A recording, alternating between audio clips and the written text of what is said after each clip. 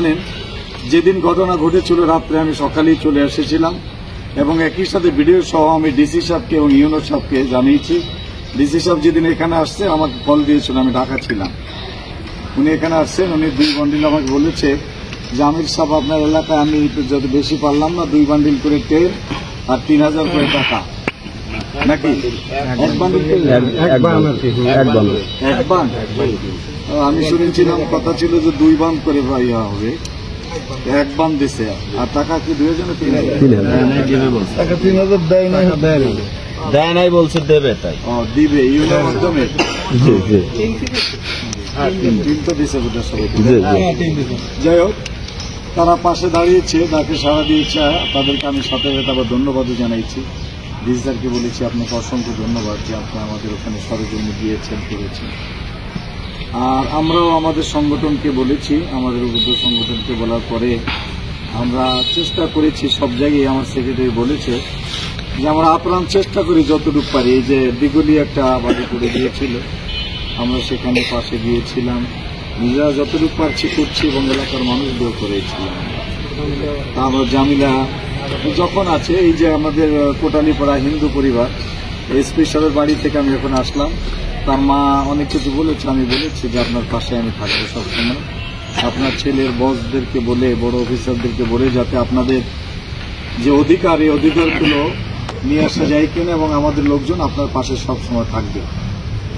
আসলে আমরা মানবতার সেবা, মানবতার কল্যাণে কাজ করতে চাই এবং মূলত একটি আগামী দিনেও বাংলাদেশটাকে আমরা এরকম একটা আদর্শ কল্যাণমূলক রাষ্ট্র তৈরি করতে চাই। আমরা বিশ্বাস করি রাষ্ট্র হচ্ছে আমাদের সবার পরিচালনা একটি সংঘ, অতএব মানুষের যদি কোনো ক্ষতি হয় এটা রাষ্ট্র দেখবে, এটাই দায়িত্ব। কিন্তু মূলত আজকে রাষ্ট্রের টাকা পয়সা বিভিন্ন পথে চলে যায়, কিন্তু মানবতার কল্যাণে যেভাবে ব্যবহার করা উচিত সেভাবে ব্যবহার হয় না।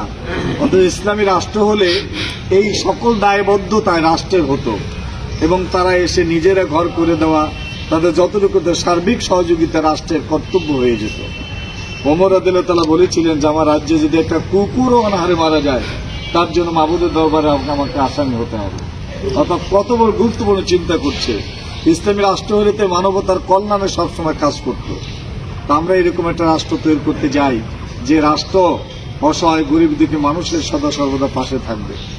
আমরা একটি সংগঠন আসলে সেভাবে করতে পারি না।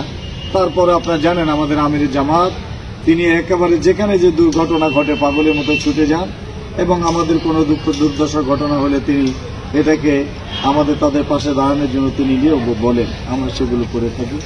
আজকে আমরা 10টা দোকানের জন্য যত সামান্য আমরা আপনাদের পাশে থাকার জন্য চেষ্টা করব। তবে এইটা আমরা চাচ্ছি যে সাংবাদিক বন্ধুদের তারা আছে, আমরা চলে যাবে, আমি একজনের মাধ্যমে আমরা একটা শুরু করে বাকিটা আমাদের আরো কিছু কথা আছে এটা সেরে আমরা তারপরে করি। যে কোনো একজন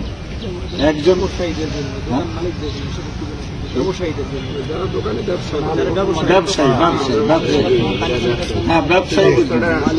আমাদের যে বাজার কমিটি সমিতি আছে, ব্যবসায়ী যারা ব্যবসা মালামাল সহজে মালামাল ক্ষতি হয়ে গেছে, ঘরওয়ালা ভাইদের জন্য দুঃখিত যে আমরা আসলে করতে পারছি না। তারা ঘর করেছে, অনেক ভাড়া পেয়েছে, আবার আস্তে আস্তে পছন্দ হবে। ভাই আরেকটা বিষয় আপনার জানা আছে কিনা একটু প্রশ্ন রাখতে চাই, সেটা হলো যেটা জানতে পারলাম আমরা এখানে এসে, এখানে যেই দোকান ঘরগুলো ছিল, যে সমস্ত দোকান ঘরগুলো পুড়ে গেছে, বর্তমানে নাকি এই দোকান ঘরগুলো 144 ধারা জারি করা হয়েছে, তাদের দোকানের কার্যক্রমগুলো বন্ধ আছে। এটা আমার কথা না, মাদ্রাসা কর্তৃপক্ষ আমাকে বলেছিল এই জায়গা তাদের নামে বিআরএস হয়েছে, রেকর্ড আছে, পর্চা আছে।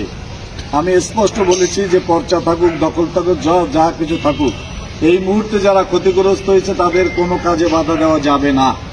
তারা শুরু করবে, তারপরে তারা ওঠার পরে তাদেরকে নিয়ে যদি মালিকানা জায়গা তাদের হয় তাহলে অবশ্যই তারা তাদের কর্তৃত্ব মেনে নেবে এবং সবাই মিলে একটা বিষয় করে কতটুকু ভাড়া, কত সামঞ্জস্যতা আসে সেইটা তারা দিবে।